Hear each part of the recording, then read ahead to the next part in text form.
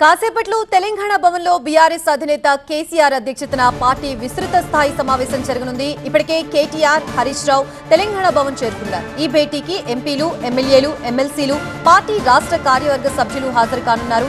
సాగునీటి ప్రాజెక్టుల విషయంలో రాష్ట్ర ప్రభుత్వ తీరుపై చర్చిస్తారు. అలాగే పార్టీ నిర్మాణం, అసెంబ్లీ శీతాకాల సమావేశాల్లో అనుసరించాల్సిన వ్యూహంపై పార్టీ ఎమ్మెల్యేలు, ఎమ్మెల్సీలకు కేసీఆర్ దిశానిర్దేశం చేస్తారు.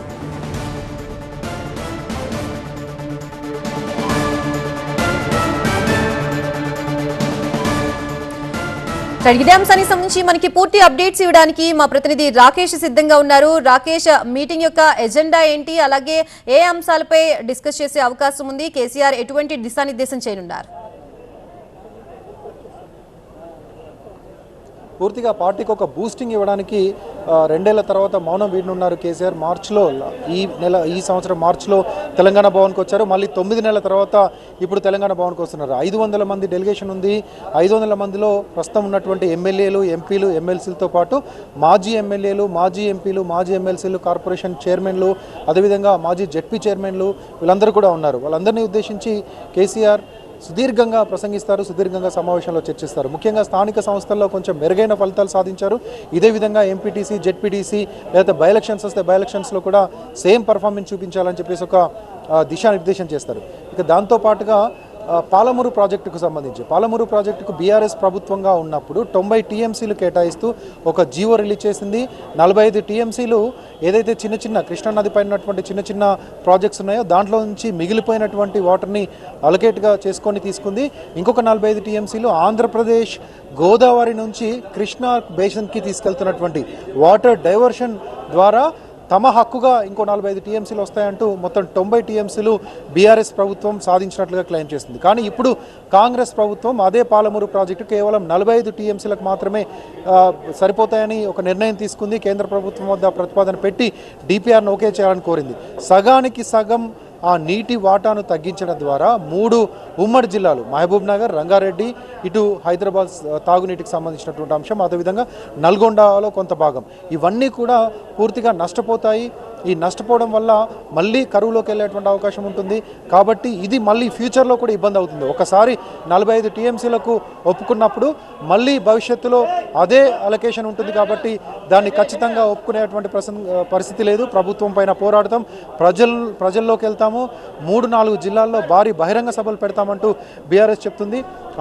అందుకు అనుగుణంగానే ఈరోజు ప్రధాన అంశంగా పాలమూరు ప్రాజెక్టుకు సంబంధించినటువంటి అదే ఉండబోతుంది. నీటి కేటాయింపుల్లో తెలంగాణకు అన్యాయం జరిగేలాగా, తెలంగాణ ప్రజలకు నష్టం జరిగేలాగా ఒక కాంగ్రెస్ నిర్ణయం తీసుకుందంటూ కేసీఆర్ చెప్పబోతున్నారు. భవిష్యత్ యాక్షన్ ప్లాన్ని ఎక్కడెక్కడ బహిరంగ సభలు పెట్టాలి, ఎలా ప్రజా పోరాటాలు చేయాలనేది పూర్తిగా ఆయన ఈ సమావేశంలో నిర్వహిస్తారు. చాలా రోజుల తర్వాత కేసీఆర్ మళ్ళీ పూర్తి పార్టీ యాక్టివిటీస్లో ఉండడం, దాంతోపాటుగా తెలంగాణ భవన్ కోసం ఉండడంతో గేటు బయట మనం చూస్తున్నాం విజువల్స్లో, గేటు బయట కొన్ని వేల మంది బీఆర్ఎస్ కార్యకర్తలు ఉన్నారు. కేసీఆర్ రాక కోసం ఎదురు చూస్తున్నారు. గేట్ లోపలికి మాత్రం కేవలం ఎవరైతే ఇన్వైటీస్ ఉన్నారో, ఎవరినైతే ఆహ్వానించారో వాళ్ళని మాత్రమే గేట్ లోపలికి రాణిస్తారు. కేసీఆర్ ఆల్మోస్ట్ చేరుకున్నారు. కొద్దిసేపట్లోనే ఆయన తెలంగాణ భవన్ లోపలికి వస్తారు. లోపలికి వచ్చిన తర్వాత ఆయన ఛాంబర్లోకి వెళ్తారు. ఛాంబర్లో కొద్దిసేపు కూర్చున్న తర్వాత మళ్ళీ సమావేశ మందిరంలోకి వెళ్తారు. ఆ సమావేశం జరుగుతున్నంతసేపు ఆయన అక్కడే ఉంటారు. ఆయనే మెయిన్గా ప్రసంగిస్తారు. ఒకటి మనం మెయిన్గా మనకున్నటువంటి సమాచారం మేరకు దేనిపైన మాట్లాడతారంటే, ఒకటి పార్టీకి సంబంధించినటువంటి సంస్థాగత నిర్వహణ, సంస్థాగత ఎన్నికలు, అదేవిధంగా మెంబర్షిప్ డ్రైవ్, వీటన్నిటి మీద కూడా మాట్లాడేటువంటి అవకాశం ఉంటుంది. మెంబర్షిప్ డ్రైవ్ స్టార్ట్ చేయాలి, కొత్త కమిటీలు వేయాలి, జిల్లా నుంచి రాష్ట్ర స్థాయి వరకు కొత్త కమిటీలు ఏర్పాటు చేయాలి, వీటన్నిటిలో ఎట్లా వెళ్ళాలి. దాంతోపాటు స్థానిక ఎన్నికలు ఎలా జరిగింది, దాని ఫలితాలను కూడా ఆయన అనాలిసిస్ చేస్తారు. వీటితో పాటు రాబోయే ఎంపీటీసో, జెడ్పీటీసో, లేకపోతే ఇంకా జెడ్పీ చైర్మన్ల ఎన్నిక, వీటన్నిటికీ సంబంధించినటువంటి అంశాల్లో పార్టీ ఎలా ఉండాలి, ఏ అంశాలను తీసుకొని ప్రజల్లోకి వెళ్ళాలని కూడా వివరిస్తారు. ఇక మూడోది స్పీకర్ తీసుకున్నటువంటి నిర్ణయం, దాని మీద కూడా కేసీఆర్ ఈరోజు ఆయన అభిప్రాయాన్ని ఆయన చెప్పనున్నారు. పార్టీ మారిన ఎమ్మెల్యేల విషయంలో స్పీకర్ తీసుకున్నటువంటి నిర్ణయం బీఆర్ఎస్ వ్యతిరేకిస్తుంది. అదే విషయాన్ని ఆయన ఇంకొంచెం గట్టిగా చెప్పేటువంటి ఛాన్స్ ఉంటుంది. ఇక మెయిన్గా ఫోకస్ చేయాల్సింది నీటి ప్రాజెక్టుల విషయంలో. ఇటు సౌత్ తెలంగాణ, అటు నార్త్ తెలంగాణ రెండిట్లలో కూడా ఇబ్బందులు ఉన్నాయి. నార్త్ తెలంగాణలో ఇటు కాళేశ్వరం ప్రాజెక్టుకు సంబంధించి, కాళేశ్వరం ప్రాజెక్టులో డ్యామేజ్ అయిందా, డ్యామేజ్ను కావాలనే అలాగే ఉంచి ఒక నీటి పంపకాల విషయంలో గోదావరి నుంచి రావాల్సినటువంటి వాటర్ని తీసుకోకుండా అదేవిధంగా ప్రాణహిత నుంచి వచ్చేటువంటి వాటర్ని పూర్తిగా సముద్రంలో కలిసే విధంగా ఆంధ్రప్రదేశ్కు సహకరించేలాగా ఇప్పుడు ప్రభుత్వం వ్యవహరిస్తుందంటూ కూడా చెప్పారు. మనతో పాటు మాజీ మంత్రి తలసాని కూడా ఉన్నారు. చాలా రోజుల తర్వాత తెలంగాణ భవన్కి వచ్చారు. ఎట్లా ఉండబోతుంది, ఎజెండా ఏ ఉండబోతుంది? ఇప్పుడు ఆయన 2 సంవత్సరాల వరకు అవకాశం ఇచ్చిండు. కొత్త ప్రభుత్వాన్ని ఎక్కడ ఇబ్బంది పెట్టదనే ఉద్దేశం వారికి మొదటి నుంచి ఉంది. బట్ రాష్ట్రంలో జరుగుతున్నటువంటి పరిణామాలు ఇచ్చిన హామీలే కాకుండా నీటి వాటాల విషయంలో కూడా మీకు వారు ప్రత్యేకంగా పాలమూరు ఎత్తిపోతల ప్రత్యేకంగా కార్యక్రమాన్ని తీసుకున్నారు. 90 టీఎంసీలకు గాను ఆల్రెడీ మేజర్ వర్క్ అంతా 90% వరకు జరిగిపోయింది. అయితే ఇప్పుడు కేంద్ర ప్రభుత్వం దగ్గరికి పోయి వాళ్ళు 45 టీఎంసీలకే ఒప్పుకున్నటువంటిది వార్తలు బయటకు వచ్చినాయి. మరి దాని విషయంలో అంటే తెలంగాణ రాష్ట్ర హక్కుల కోసం ఏ రోజు కూడా కేసీఆర్ గారు కాంప్రమైజ్ అయింది లేదు. సరే రొటీన్గా జరిగేది రాజకీయంగా హామీల విషయంలో వారు ఒప్పుకుంటారే తప్ప ఈ విషయంలో ఎట్టి పరిస్థితుల్లో కూడా ఒప్పుకునే పరిస్థితి. ఇది కేసీఆర్ గారు లోపలికి వస్తూ ఉన్నారు.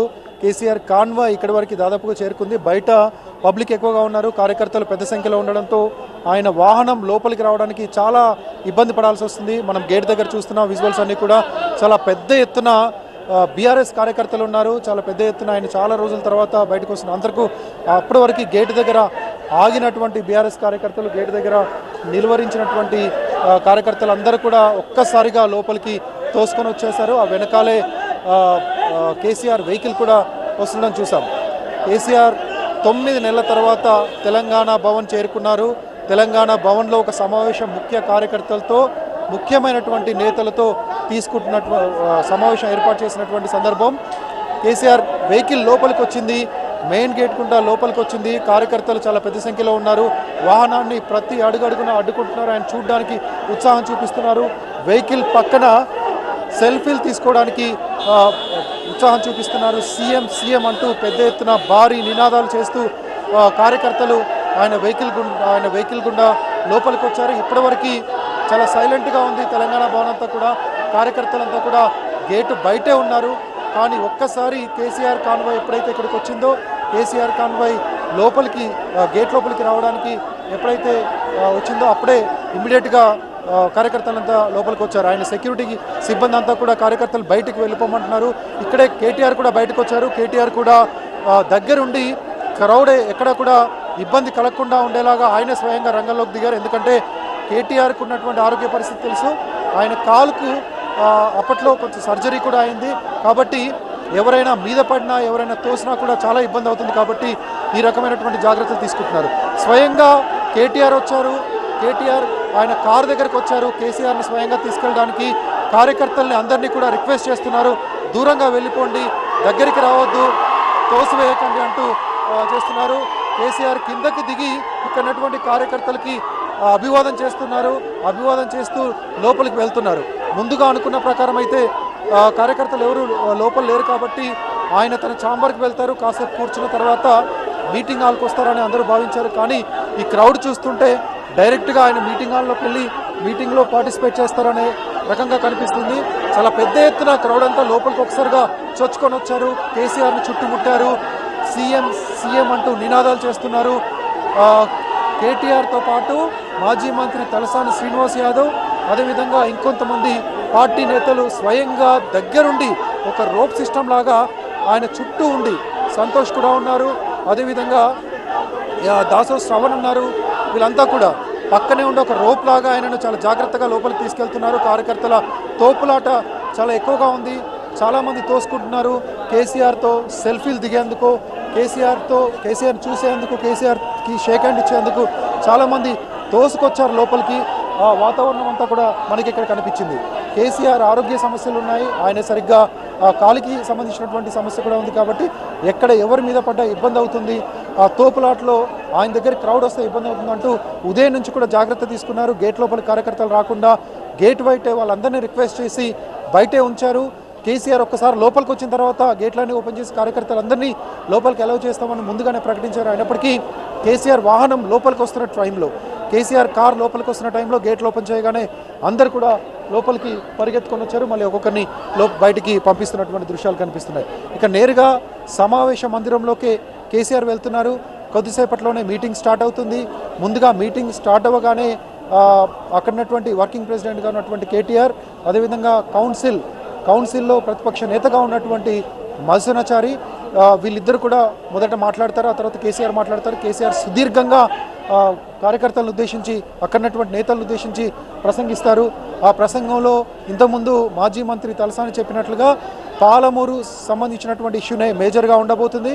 పాలమూరుకు 45 టీఎంసీలకే ప్రభుత్వం అంగీకరించడం ద్వారా ఎంత మేరకు నష్టం జరుగుతుంది, 90 టీఎంసీలను ఇక భవిష్యత్తులో సాధించుకోలేని పరిస్థితి వస్తుంది, వీటన్నిటిని వివరిస్తారు. వీటన్నిటిని నేరుగా ప్రజలకు వివరించడానికి కూడా 2-3 బహిరంగ సభలు ఏర్పాటు చేస్తారు. ఈ మొత్తం సమావేశమైనాక ప్రెస్ మీట్ కూడా ఉండబోతుంది. ప్రెస్ మీట్లో అన్ని ప్రశ్నలకు కేసీఆర్ సమాధానం చెప్తారని పార్టీ వర్గాలు చెప్తున్నాయి. ముఖ్యంగా పార్టీ ఇంటర్నల్ విషయం, కవితకు సంబంధించిన విషయంలో మొదటిసారిగా కేసీఆర్ తన రెస్పాండ్ అవ్వబోతున్నారు. తన అభిప్రాయాన్ని చెప్పబోతున్నారు. ఏం చెప్తారనే విషయంలో పార్టీలో కూడా కొంత ఆసక్తి నెలకొంది. Right, thank you Rakesh.